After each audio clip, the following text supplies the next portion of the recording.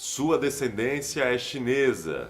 De Hong Kong era o seu pai, casou-se com uma brasileira e ele foi criado na capital paulista. É uma das vozes publicitárias mais bonitas que eu já ouvi, é autodidata e é apaixonado por microfones. Ele, além de locutor comercial, é publicitário, graduado pela FAP, mestre e doutor em comunicação e semiótica pela PUC São Paulo e de publicidade e propaganda, rádio, TV e internet pela FAPCom. Entre os anos de 1983 até 1996, trabalhou nas principais emissoras de rádio e TV de São Paulo, como Antena 1, 97 FM, Excelsior AM, agora Rádio CBN, Gazeta FM, Nova FM Record, Band FM, TV Bandeirantes, Rádio Eldorado FM. Entre 2003 e 2014, foi locutor nos canais HBO Max e HBO Plus. Atualmente atua também como mestre de cerimônia em eventos corporativos e gravações em vídeo. Estamos começando mais um episódio de podcast Voz no Ar, que é produzido pela Playbee Produtora e distribuído pela Linsplay. Você pode nos acompanhar em todas as plataformas de áudio disponível e agora estamos também no YouTube. Tá curioso para saber quem é? Vamos conhecer o nosso convidado. Vamos lá!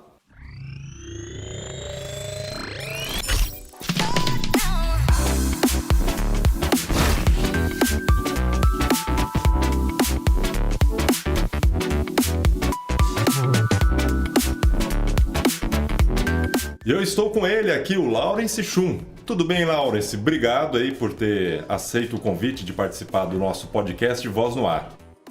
Obrigado você, Vitor. Prazer estar com você, com todo o pessoal aí de Lins e do Brasil e do mundo, né? Estamos online. É isso aí. Laurence, eu estou vendo aí o seu nome, Laurence Chum. Qual é a sua descendência? O meu pai era chinês de Hong Kong. Hong Kong é uma ex-colônia britânica na China.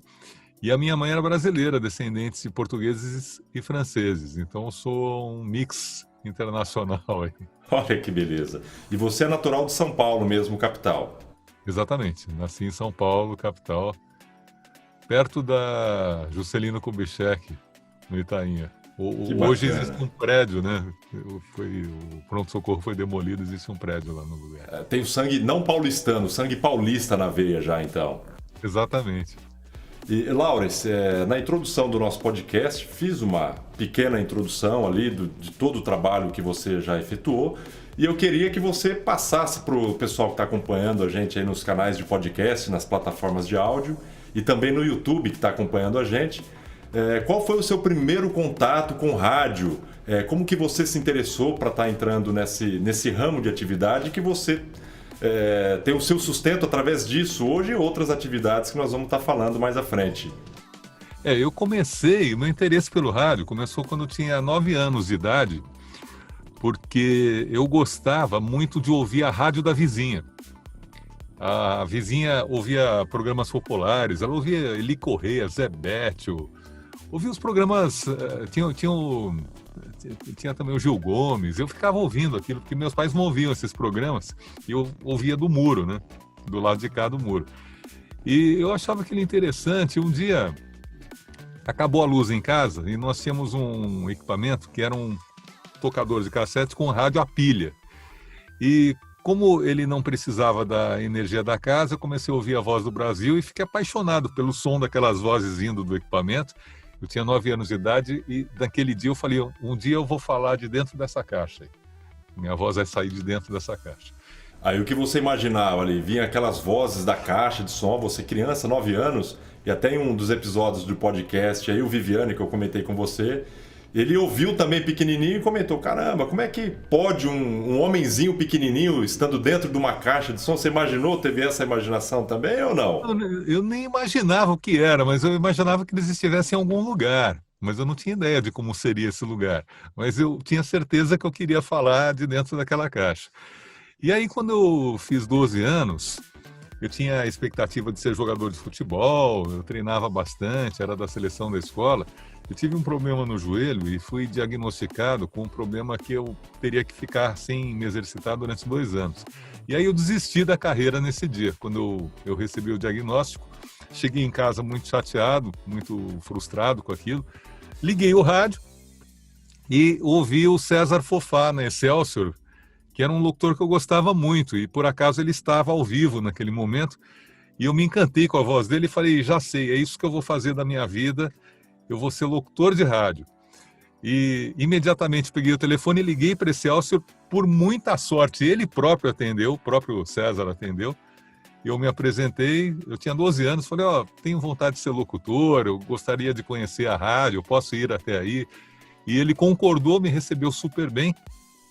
E aí, a cada 4, 5 meses, eu fazia uma visita para ele, passava algumas horas ali, 1, 2 horas com ele na rádio, na época Excelsior 780, a máquina do som, não sei se você... Caramba! E o contato ali com o rádio, a paixão, já desde pequenininho, aos 9 anos, ouvindo ali, já encantou. E eu sempre falo que o rádio é uma coisa mágica, né? A gente vê aí que vários apresentadores de televisão, grandes nomes que estão no rádio e na TV, desde pequenininho ali teve esse encantamento. Mas aí tem os pais, né? Você é pequeno ali, quer entrar pro ramo de comunicação e os pais meio que não gostam, que falam, essa profissão é meio perigosa, é de quem não quer trabalhar. Normalmente a maioria das pessoas passam por isso. Você chegou a ter esse feedback da sua família, de alguém ou não? Você cheguei. O meu pai ele não gostava da ideia de eu ser radialista, porque a percepção que ele tinha é que radialistas eram boêmios, alcoólatras e vagabundos. E eu tive uma resistência assim razoável do meu pai, o que me levou a tomar uma decisão que acabou mudando o rumo da minha trajetória, porque ele tinha a expectativa que eu me formasse em engenharia e num determinado momento, tinha 15 anos, ele perguntou se eu participaria ali de um vestibulinho da Escola Técnica Industrial AET, lá em São Bernardo, porque ele queria que eu estudasse lá. E de birra, eu não queria estudar lá, mas eu prestei e passei no exame. E levei o jornal, ele ficou feliz da vida, que eu fui aprovado. Eu falei, só que eu não vou fazer. Ele falou, como assim? Como assim você não vai fazer? Eu falei, eu não vou fazer porque eu quero ser locutor. Aí ele falou, então tá bom, então a partir de hoje você vai bancar a sua vida, você vai bancar seu projeto, você não terá mais mesada a partir do mês que vem e você vai conseguir o seu objetivo sozinho.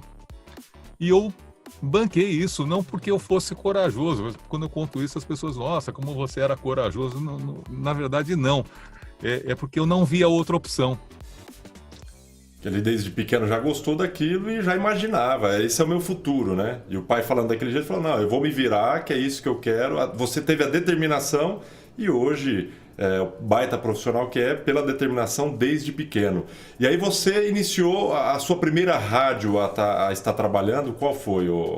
Foi a primeira rádio que eu trabalhei como funcionário, como contratado, foi a Rádio Imprensa FM de São Paulo, que ficava ali na Praça Oswaldo Cruz, eu acredito que fica lá até hoje. Mas a primeira rádio em que eu falei no ar foi a Rádio Cacique de São Caetano do Sul, porque eu morava em São Caetano. Tá, mas aí então, antes de você falar, tem uma passagem, né? Você começou como operador de áudio numa emissora de rádio. Eu era DJ numa pista de patinação, porque eu patino também. DJ? Eu era DJ nessa pista de patinação e um dia tinha um locutor da Rádio Cacique, na verdade ele não era funcionário da emissora, ele era um concessionário, ele tinha um horário comprado lá, ele pagava para a emissora de segunda a sexta-feira, das 18h30 às 19h, e ele vendia cotas de anunciantes para bancar o custo dele ali na rádio. E ele estava na pista de patins, gostou da minha voz e me perguntou se eu não toparia participar do programa dele. E era uma situação engraçada, porque eu tinha uma intervenção para anunciar uma única música internacional. Eu entrava 30, 40 segundos no ar de segunda a sexta-feira à noite ali, né, no comecinho da noite. Eu não ganhava nada para fazer isso, porque ele também não me pagava salário, ele também não era funcionário, mas foi minha primeira experiência em rádio, né, na Rádio Cacique de São Caetano. Na verdade, a experiência com o microfone, né? O microfone, eu ficava nervoso, cara, tremia, cara. ficava muito nervoso. E aí teve a segunda geração do rádio, que até assistindo uma entrevista sua, você fala que naquele tempo o locutor ele era apenas locutor e o operador era operador. Aí você começou na segunda geração que fazia operação e locução ao mesmo tempo.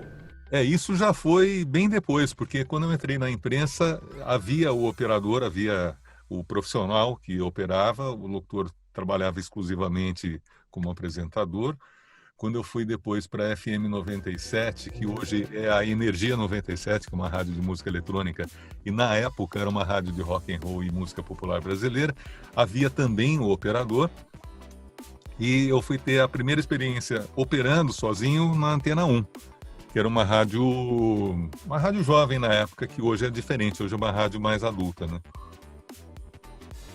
E aí do rádio você passou por várias emissoras, né?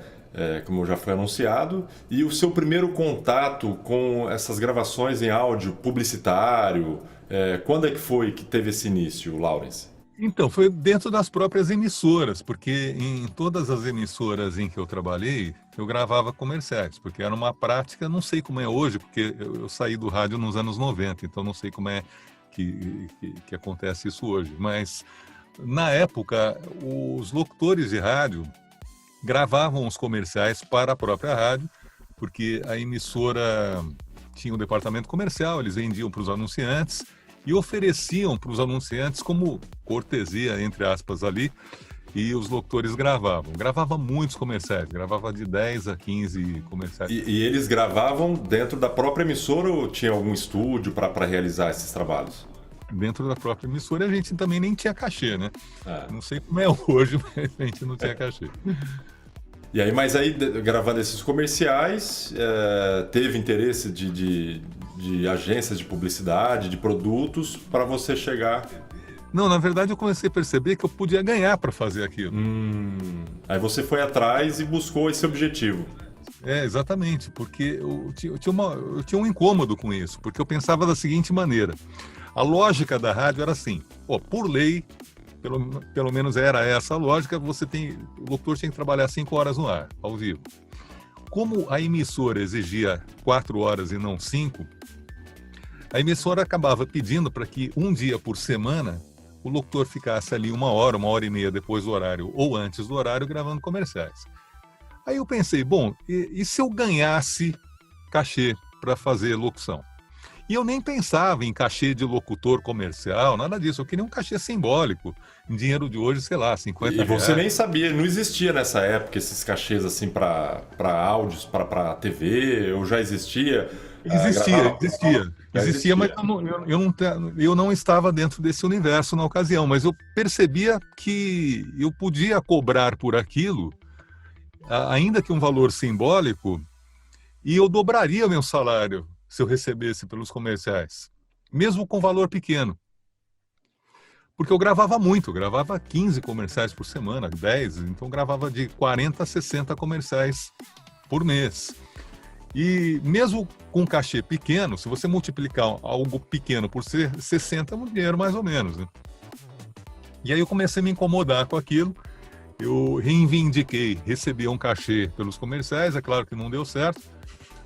De forma elegante, os donos das emissoras... Falou, o que tá querendo a mais? O que é isso? A porta da rua, a serventia da casa. E eu comecei a perceber que meu lugar não era mais ali, porque eu queria receber pelos cachês dos comerciais que eu gravava. Eu achava que era justo que eu recebesse pelos cachês, pelos comerciais que eram gravados. E aí eu comecei a fazer uma pesquisa, uma prospecção nos estúdios, nas produtoras e também nas produtoras de vídeo em São Paulo, para ter essa oportunidade de entrar nesse mercado de locução publicitária. E na medida em que os trabalhos foram começando a aparecer, a partir de um determinado momento em que eu percebi que era possível viver de locução sem o salário da rádio, aí eu abri mão do rádio. Porque eu não queria mais gravar sem receber. Esse era o meu ponto. E esses contatos com os estúdios e as produtoras, normalmente eu recebo por dia aqui 3, 4 e-mails de demos de locutores. Até eu brinco com algumas pessoas, né? Cara, o que eu recebo de demonstrativo Você que entrou nesse nicho aí de mercado publicitário, né? É importante você estar indo visitar a produtora, o estúdio, um contato por telefone, ou manda o e-mail, carrega a caixa de mensagem da produtora lá, porque os caras ficam meio pé da vida, né? Eu acho que tentar visitar pessoalmente nesse momento de pandemia não é viável, né? Sim, não nesse momento, mas esquece essa pandemia no momento natural, sem essa crise toda, mas a intenção ali de fazer a visita ou ligar, a praticidade, ou mandar um e-mail. Eu acho que o caminho ideal hoje é bem diferente do caminho que eu percorri, porque na época as pessoas iam até os estúdios, os locutores visitavam os estúdios e nós levávamos os repertórios em fita cassete. Hoje, se você aparecer sem avisar, as pessoas vão ficar muito incomodadas, porque o movimento e o fluxo de trabalho hoje é muito diferente. A tecnologia tinha uma promessa que era proporcionar tempo livre e, na verdade, o que aconteceu foi algo totalmente diferente. Nós ganhamos muito tempo e passamos a trabalhar muito mais porque ganhamos produtividade. De modo que os estúdios hoje têm as pessoas muito ocupadas, não necessariamente com trabalhos efetivos para clientes que eles têm que entregar, mas o estúdio hoje ele tem que se preocupar com as redes sociais, ele tem que se preocupar em montar uma base de clientes, ele tem que se preocupar em entrar em contato com clientes, em cadastrar o locutor. Então, se o locutor chegar do nada ali sem avisar, provavelmente ele não vai causar uma boa impressão, porque ele vai prejudicar ali a rotina. Você acaba tirando todo o foco daquele. E, às vezes até eu reclamo com a minha esposa. Esse trabalho exige concentração e a criatividade, né? Às vezes um telefonema numa hora errada que você está gravando, tem que paralisar tudo, você já perde todo aquele know-how. Ou chega um cliente sem fazer uma consulta antes, agendar uma visita, e até mesmo o contato do locutor aparecer direto lá acaba atrapalhando. Ô Laurens, eu sei que você é um cara apaixonado por áudio. Apaixonado.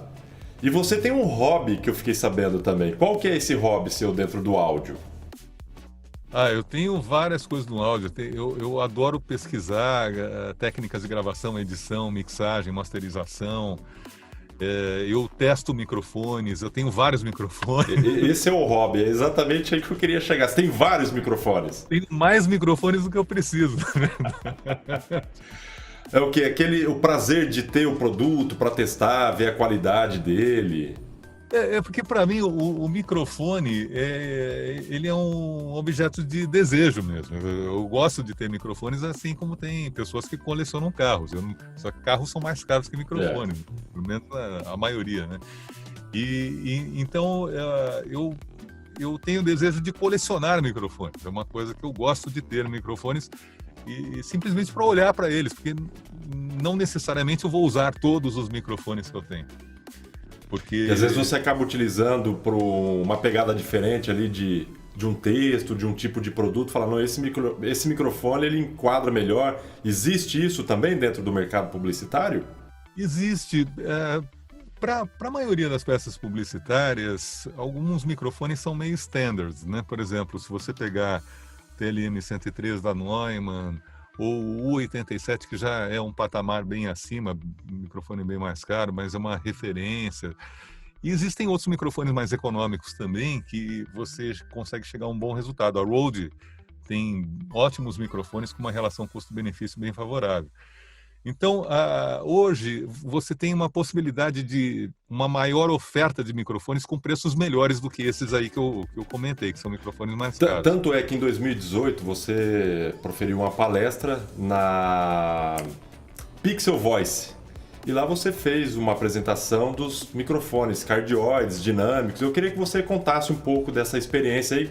Você é um cara apaixonado por microfone e é autodidata nessa área de tecnologia também, curioso de querer aprender, faz bastante leituras, né, livros dentro desse nicho. Então eu queria que você contasse um pouco das diferenças desses microfones condensadores.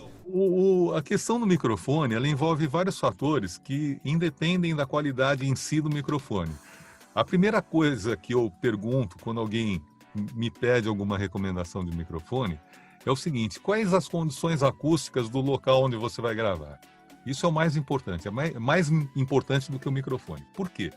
Porque se a pessoa me disser, ó, a sala onde eu vou gravar não tem um tratamento acústico bom, ou ainda nem sequer tem um tratamento acústico, o nível de ruído é mais ou menos, vaza um ruído ali de carro da janela. Se a pessoa tiver um microfone de $3.000, vai ser desastroso. Porque um bom microfone, ele tem virtudes para o bem e para o mal. Ele vai captar todas as qualidades da sala e vai captar também todos os defeitos da sala. Então não adianta você ter um microfone muito caro, um microfone muito sofisticado, se a sua sala não tem uma condição acústica adequada. Você vai estar jogando dinheiro fora, muito mais em conta, muito mais interessante você ter um microfone barato, microfone duro, daqueles que nem tem um bom som, mas naquela sala ruim vai funcionar melhor. E às vezes a pessoa, o locutor ali, ele tem... O locutor que está até acompanhando o nosso podcast, o nosso YouTube, quero agradecer você que está assistindo até esse momento, é o Lawrence Schum, trazendo toda a experiência dele do mercado publicitário, do rádio, e essa experiência fenomenal que ele tem dentro dos periféricos de microfones, placas de áudio que ele vai estar passando. Daqui a pouquinho, mais informações também, né, Lawrence? A questão do dinâmico, né? O dinâmico Isso, aí tem o dinâmico, como você está falando de parte de acústica, né? O dinâmico, ele não abre, não tem aquela abertura toda. Então, às vezes, o locutor ele não tem uma cabine perfeita, tal. Seria ideal usar um dinâmico? O ideal é usar um dinâmico quando as condições acústicas não são muito boas, porque ele, justamente por ser menos sensível, ele vai pegar muito menos do entorno do local onde o locutor está gravando. Então ele vai pegar menos a reverberação.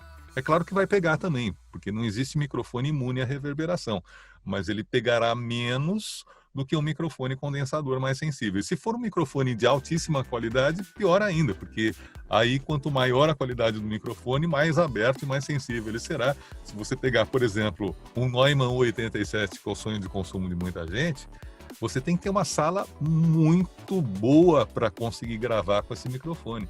Senão, definitivamente, você não terá um bom resultado. Agora, você pega um dinâmico numa sala que não tem as condições ideais, ele vai funcionar muito melhor. E você fazendo essa comparação de valores de microfone. Por exemplo, você pega aí um Neumann TLM 103 na faixa de $1.000. E aí você tem um outro microfone da Rode ali que compraria por $300. Essa diferença de valores daria diferença na captação também ou não? Então, existe uma diferença. O TLM-103 ele é superior ao Rode, sem dúvida, mas a proporção em que ele é superior não é equivalente à diferença do preço. Porque se você comparar $300 com 1.300, são quase 4 vezes mais. Só que o microfone não é 4 vezes melhor do que o outro. Ele é um pouco melhor que o outro. E essa diferença, ela será muito mais sensível na captação de instrumentos musicais. Se você for gravar, por exemplo, um som de violão, a diferença entre o Neumann e o Rode vai ficar bem mais aparente do que na locução, por exemplo. Então, para o locutor, eu acho muito mais interessante em termos de relação custo-benefício ter o Rode, que custa $300. Agora, por outro lado, se a pessoa tiver a condição financeira de fazer um investimento, por que não comprar um microfone melhor? Eu tenho um sonho de consumo, ainda não realizei esse sonho. E eu sei qual é o AKG C12CR. Eu ia te perguntar se você já realizou esse sonho aí, viu? Não, ainda não consegui. Ainda não realizou. Não, é um microfone que ele custa $6.000 lá no exterior, né? Então, se a gente multiplicar 6.000 por quase 6... Quase R$30.000. Dá R$36.000 sem impostos e sem frete. Se você colocar impostos e frete mais o lucro do lojista, isso vai para 70 mil. E você já chegou a testar esse microfone? Eu já usei esse microfone. Já usou ele. E é diferente, é coisa de outro mundo mesmo, na parte de captação. A grande virtude dele é para determinados tipos de interpretação que requerem variação dinâmica. O que significa isso? Se você pegar um texto de varejo, tanto faz você gravar nele, gravar em qualquer outro microfone, vai ser aquela gritaria de sempre. Agora, se você tiver um texto em que, em um determinado momento, você baixa o tom, você quase sussurra, fala muito baixo. A respiração passa a fazer parte da interpretação. E em outros momentos você fica mais exaltado e sobe o volume de voz, fala com mais intensidade, com mais força. Aí sim que você vai perceber a qualidade desse microfone, porque ele dá uma gama ele trabalha as variações extremas de dinâmica, que são as diferenças entre o volume baixo e o volume alto, de tal maneira que tudo soa bem. Se você pegar o microfone mais barato e gravar uma locução projetada, uma locução de varejo, vai funcionar, não tem problema. Agora, quando você tem grandes variações de volume, aí sim é que o microfone mais caro faz a diferença. O que significa isso na prática? Para 99% dos comerciais, você não precisa ter um microfone caro. E detalhe, você colocou aí 3 valores de microfones, um de $120, outro de 300, 1.000 e os $6.000. Essa qualidade é a que eu vou ouvir? Não necessariamente, porque depende do equipamento que você tiver, depende das condições acústicas da sua Por sala. exemplo, eu tenho lá um microfone de $6.000, esse AKG, mas eu tenho uma placa de $100. Vale a pena investir no microfone?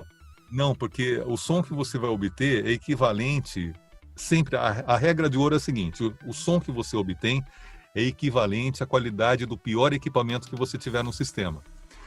Por exemplo, se você tem um microfone de $6.000 e uma placa de R$100, o som que você vai ouvir é o som da placa de R$100.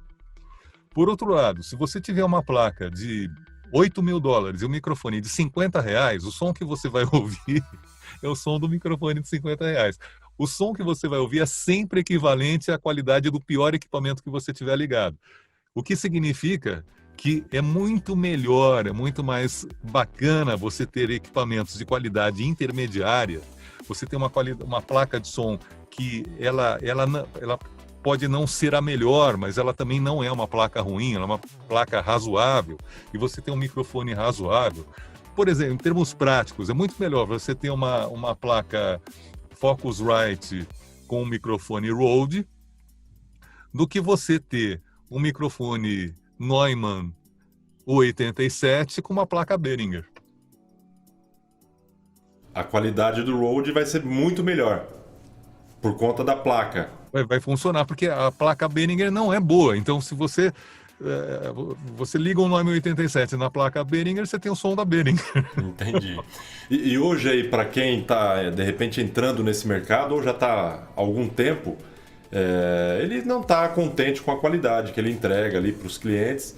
Uma média de valores aí, Laurence, que você teria noção aí de um investimento para entregar uma qualidade mediana, uma qualidade boa, aceitável dentro do mercado publicitário.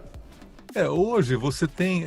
mercado publicitário também é difícil a gente definir exatamente o que é isso. Porque às vezes tem aquele cliente que é exigente também. Eu sei que você teve um cliente aí da Alemanha que duvidou da sua... Como é que foi isso? Ele pediu primeiro que eu mandasse uma especificação com todo o equipamento que eu tenho na produtora, com todos os modelos de equipamentos, pré-amplificador, placa, microfones, eu mandei para ele. Aí ele validou. Aí depois ele pediu para eu fotografar a sala, onde a gravação iria acontecer. Aí eu fotografei a sala, fiz várias fotos e mandei para ele. Ou seja, o cliente super exigente. Super exigente. Isso acontece com muita frequência no mercado de games. Esse cliente não era do mercado de games, esse cliente era do mercado corporativo. Mas no mercado de games, o nível de exigência internacional é altíssimo. Os caras, inclusive, exigem que você tenha microfones específicos. Por exemplo, para fazer diálogo para games, eles exigem um tipo de microfone de lapela da DPA. DPA é um fabricante dinamarquês, são microfones muito caros, são microfones acima de $1.000, $2.000. E eles exigem não apenas que seja um DPA, mas um modelo específico da DPA. Para outros trabalhos, por exemplo, o Cris da Maximal, ele trabalhou comigo lá na Núcleo de Criação durante muitos anos. Hoje ele tem a produtora dele especializada em localização de áudio para games. Existem demandas específicas. Você tem que ter o Sennheiser MKH50, por exemplo. Ah, não, mas eu tenho o Neumann. Não importa que você tenha o Neumann. O cliente exige que seja o MKH60. e você tem que ter um microfone específico. Então é um mercado bem diferente e não é um mercado de locução. Voltando para a publicidade, você tem vários nichos de publicidade. Você tem a publicidade que é, digamos, a publicidade top, que é realizada pelas grandes produtoras, e você tem a publicidade feita dentro da própria emissora. Então, depende do perfil do cliente que você atende, depende do perfil de trabalho que você faz. Eu costumo fazer uma brincadeira com os meus alunos na faculdade, em que eu digo o seguinte, falo, vamos pensar o seguinte cenário. Uma grande campanha para um grande anunciante que vai veicular em redes sociais, vai veicular no YouTube, vai veicular em televisão, na Globo, na SBT, na Bandeirantes, enfim. É uma grande produção de cinema publicitário. Eu não sei quanto está a tabela de veiculação na Globo, mas vamos supor, hipoteticamente, que custe, digamos, R$100 mil cada veiculação. Se cada veiculação custar R$100 mil e tiver 10 por dia, isso representa uma campanha de R$1 milhão por dia. Ao longo de 30 dias, são R$30 milhões na campanha. É claro que o cachê do locutor, a verba da produtora vai ser muito diferente daquele cliente que está numa periferia de um bairro de qualquer cidade, ele tem uma lanchonete e contrata o sujeito ali, o Pedro, que tem um carro de som que vai divulgar a lanchonete dele. Então, existem uma infinidade. Você está falando aí, Laurence, inclusive até alguns clientes, eles chegam na hora de contratar o serviço, sem mandar texto, roteiro, nem nada. Olha, quanto você cobra para gravar um off de 30 segundos? E às vezes tem locutor que trabalha com valores fixos, né? E tem outros que eles falam, não, qual é o segmento, qual é a empresa, onde vai ser veiculado, é só no rádio, é na TV, é nacional, não é? E às vezes as pessoas reclamam, você pega, eu já fiz vários orçamentos, inclusive até uma vez já com você, a gente falando aí, e outros locutores que estão dentro do Clube da Voz, por exemplo, que são vozes reconhecidas nacionalmente. E os valores são diferenciados. Por quê? Os valores levam em consideração duas questões. Uma é o trabalho em si de fazer a gravação. E a segunda questão importante é a questão dos direitos conexos, porque a sua voz... É o que vende o produto, né? Para vender o produto. Então, uma parte da remuneração diz respeito ao trabalho físico de você se posicionar na frente do microfone e fazer a gravação. Essa é uma coisa. Outra coisa é a exploração comercial da sua voz por um determinado período de tempo. Então, são coisas distintas. Esses locutores que têm um valor fixo, em geral, os locutores que têm um valor fixo têm um cachê mais barato, um cachê mais baixo. Eles levam em consideração, provavelmente, apenas o trabalho da gravação e não pensam na questão do direito conexo. E por exemplo, você foi voz padrão durante, acho que 12, 13 anos da HBO Max, né? Eu fazia uma série de programas e programetes de curta duração, porque essas emissoras da HBO, eles não têm comerciais, eles não têm intervalo comercial. Então, entre uma atração e outra, entre um filme e outro, você tem um programete ou chamadas de outras atrações da emissora. Eu fazia uma série de programetes que abordavam, por exemplo, a história de um grande diretor, ou então uma escola de cinema, ou um filme específico. Então não era exatamente a voz padrão, mas eram programetes sobre atrações da emissora, que também não eram chamadas. Não eram porque chamadas. A chamada, em geral, é uma coisa mais curta. Os programetes que eu fazia tinham em média de 3 a 5 minutos. Eu cheguei a fazer programetes até de 20, 30 minutos, por exemplo, da Comic Con, por exemplo, em que foi feita uma reportagem com a equipe de jornalismo da HBO, e aí era um programa mesmo, né, de 30 minutos. Mas na maioria deles eram programetes de 3 a 6 minutos. E eu trabalhei 11 anos fazendo isso, era bem divertido, era bem legal. Vamos ouvir alguns trabalhos do Laurence Shum agora. Este ano, em apenas um dia, 70 mil corredores aceleraram o ritmo do planeta em Nike Human Race 10K. E a HBO Plus traz o melhor deste encontro mundial. A ideia da Nike, que começou com uma simples corrida de 10 quilômetros em diferentes partes do mundo durante o ano, tornou-se um evento mundial graças à boa participação do público. Um dia antes da corrida, a emoção tomou conta dos participantes e a pressa ditou o ritmo dos organizadores. A Nike Human Race 10K tornou-se uma celebração de reconhecimento ao esforço e devoção de seus participantes. Nike Human Race 10K, só na HBO Plus.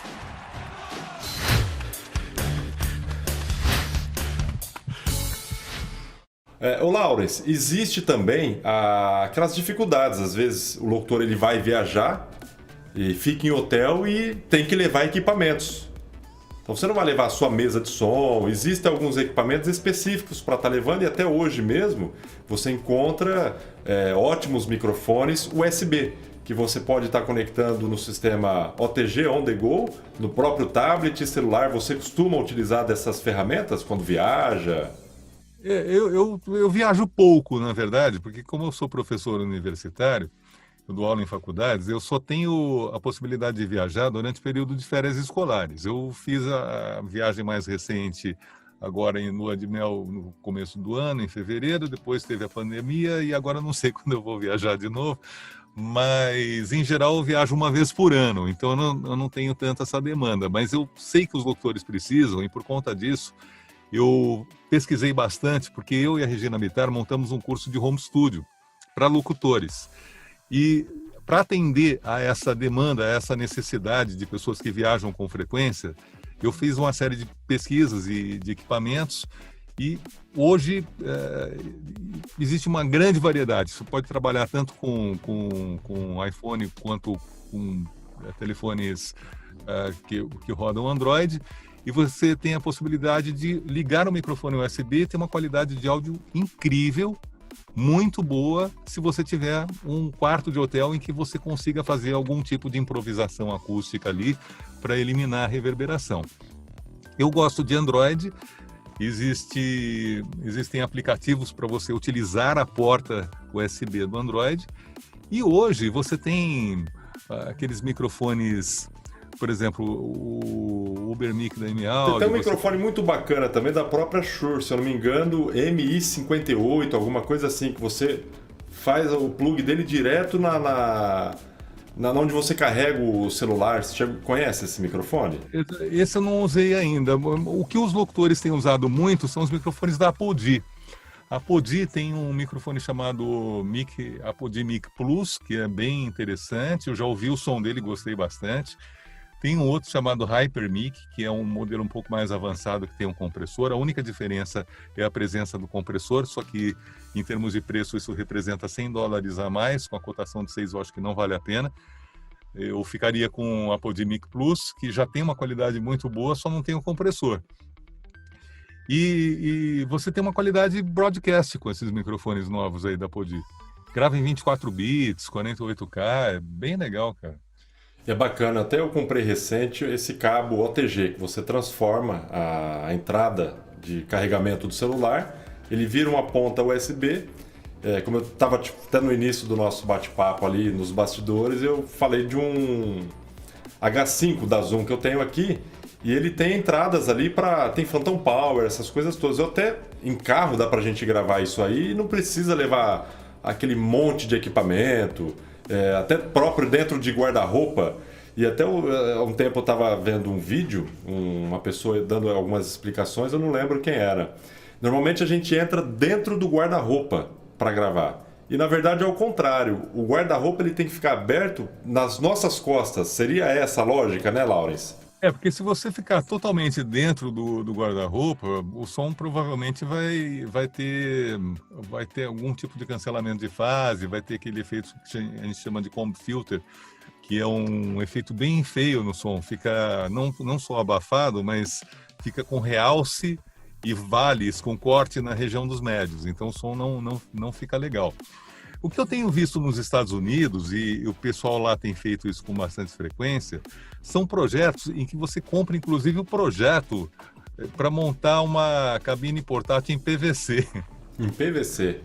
Você junta canos de PVC. É que lá eles profissionalizaram a coisa, né? Eles transformaram a improvisação num produto com uma qualidade mais interessante. Eles têm mantas acústicas. O cara te vende um projetinho, um desenho, e alguns até vendem o próprio projeto montado, né? Você só tem que encaixar os canos ali. Então, você encaixa os canos de PVC, ele vira uma estrutura de uma cabine. Olha e aí bacana. você pendura as mantas acústicas em volta dessa estrutura de PVC. Alguns têm até no projeto bancadinha para você colocar o notebook, colocar o tablet. Bacana. É bem interessante. Tanto é que um tempo atrás eu estava vendo um vídeo no YouTube, Lawrence, de um locutor que ele estava em um hotel, ele pegou a mala dele, travesseiros, o próprio sofá, jogou uma manta por cima ali, colocou abajur. Você conhece esse cara aí, viu? Eu conheço, eu fiz isso. Eu achei muito bacana. E ficou uma cabine muito bem feita ali. Depois você apresentou a qualidade. Se você me permitir, eu poderia colocar aqui para o pessoal ouvir isso? Claro, Então, pode ótimo. colocar. Escuta aí como é que ficou. Olá, Lawrence Schum na área mais uma vez. Como eu comentei com você, eu estou viajando, estou em férias de lua de mel aqui em Buenos Aires. E agora eu vou mostrar a cabine, entre aspas, improvisada que eu fiz aqui, com 2 almofadas, 2 travesseiros e 2 cobertinhas, além da minha mala de viagem. Olha só como é que está estruturado aqui. Vem comigo, vem cá.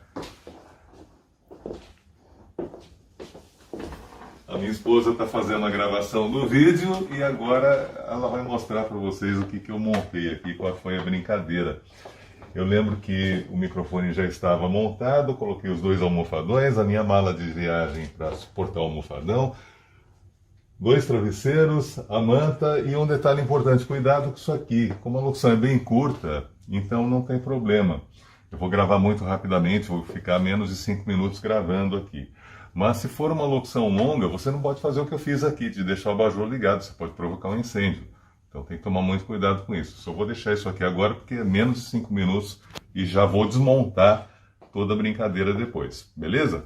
Mas depois eu vou disponibilizar o áudio que foi gravado para que você avalie a qualidade de som que eu consegui nesse quarto de hotel em Buenos Aires com esta improvisação acústica que foi montada. Ok, agora você vai ouvir o som que nós conseguimos com aquela improvisação acústica. Um novo estilo de vida. Os consumidores estão em constante busca de produtos, serviços, experiências e informações sobre como melhorar sua qualidade de vida. Prazer permissível. Os consumidores estão cada vez mais interessados em comida indulgente, mas saudável. Lawrence Schum, estamos chegando ao final do nosso episódio de podcast Voz no Ar. Agradeço de montão a sua participação, o seu aceite. Quando eu contactei hoje ainda, falando que eu tenho esse projeto, sou de uma produtora da Playbee aqui do interior de São Paulo, você não se hesitou em participar na mesma hora. Fiquei muito grato, você é uma pessoa bastante tranquila, humorada, simples, simpática. Eu acredito que seus alunos devem adorar a sua matéria na faculdade e devem estar com bastante saudade por conta dessa crise toda que a gente vem passando, eles distantes de vocês. Como você disse desse curso que vocês têm junto com a Regina Bittar, curso de Home Studio, equipamentos e software, queria que você deixasse o contato aí para quem tem interesse de aprimorar, conhecer mais esse trabalho, esses projetos, que você deixa essas informações aí para o pessoal. Fique à vontade. Que legal, obrigado pela oportunidade. É o curso que se chama DVP, Desenvolvimento da Voz Profissional. É uma plataforma que a Regina Bittar desenvolveu e ela me convidou para trabalhar e desenvolver especificamente o módulo de Home Studio para os locutores que querem se inserir no mercado de forma profissional, com qualidade de áudio. Porque hoje, se você não tiver a possibilidade de entregar um áudio com qualidade, vai ser muito difícil você trabalhar nos projetos melhor remunerados, porque se você entregar um áudio que não tem uma qualidade muito boa, você vai ter clientes, mas vai ser aquele cliente ali do carro de som, um cliente que é menos exigente. para conseguir entrar no mercado com mais condições de competitividade, é interessante que você tenha, sim, qualidade de áudio. E nós montamos um curso customizado para locutores. Isso que é legal, Vitor. Não é aquele curso que o cara vai aprender técnicas de gravação de guitarra, de microfonação de piano, porque isso não interessa para o locutor não precisa disso. É só, como a gente falou, microfones, placas de áudio, cabines, montagem, essas coisas todas que é interessante. E também como gravar a si mesmo com produtividade, porque é importante que é uma segunda natureza. Eu faço uma comparação como se fosse dirigir um carro. A pessoa que dirige há muito tempo, ela não está preocupada em engatar a primeira, a segunda, simplesmente o corpo dela se movimenta e faz a coisa acontecer sem pensar no que ela está fazendo. A mesma coisa acontece com o locutor. O locutor que domina a capacidade de controlar o equipamento, ele não pensa no que ele está fazendo, é automático. Então, o foco do trabalho será a interpretação e não a gravação em si. O curso é focado, então, em como gravar, não apenas com qualidade, mas também ganhando esse traquejo, ganhando a produtividade. E aí a gente fala de técnicas de edição, de pós-produção, porque existem alguns locutores que precisam entregar o produto final. É diferente por exemplo, do locutor que vai entregar para uma produtora de som, porque quando o locutor entrega para a produtora de som, quem vai finalizar o áudio é a produtora, mas quando ele entrega para o cliente final, quem vai finalizar é ele. Então a gente fala disso também, como é que você finaliza, como é que você masteriza o seu áudio se você for entregar o seu trabalho de locução para o cliente final também. Então é um curso bem abrangente, a gente aborda desde a escolha dos equipamentos, passando por acústica, até técnicas de gravação, edição e finalização. Muito bem, bacana. Pessoal que está interessado, o link do curso está na descrição desse vídeo aqui no YouTube. E vou convidar para você curtir o nosso canal também. Você que ainda não se inscreveu, se achou interessante, se inscreva no nosso canal para que toda semana você receba no seu e-mail ou uma notificação na sua plataforma de áudio favorita, que estiver acompanhando por lá também, para que toda semana você receba uma notificação de um novo episódio de podcast Voz no Ar. Inclusive, nesse canal de YouTube, eu publico diariamente um outro podcast chamado Meu Presente Diário. Vou convidar você, Laurence, para acompanhar também. São mensagens para edificar o dia, para a sua espiritualidade ficar mais elevada, mais calma e você ter sempre um bom dia de trabalho, de convívio com outras pessoas. Gostou desse podcast? Se inscreva e acompanhe toda semana. Laurence, mais uma vez, obrigado. Desejo sucesso para você e continue sendo essa pessoa maravilhosa, profissional, dedicada e apaixonada pelo áudio publicitário, pelo mercado de publicidade e propaganda também. Obrigado, Vitor. E quem quiser conhecer meu trabalho é www.laurencechum.com.br. A descrição está no vídeo também. Obrigado, pessoal. Obrigado, Laurence. E até a próxima semana.